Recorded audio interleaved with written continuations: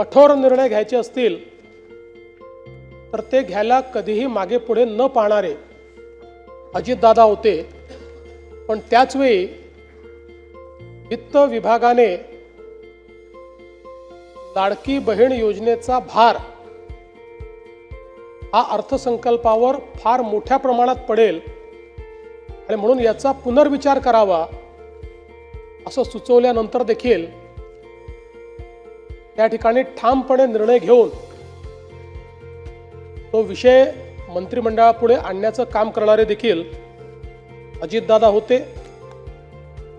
आणि आपल्या सगळ्यांना आठवतं की लाडकी बहीण योजनेनंतर अजितदादांनी गुलाबी जॅकेट घालणं सुरू केलं होतं आणि आम्हालाही सगळ्यांना ते जॅकेट घालायला लावलं होतं।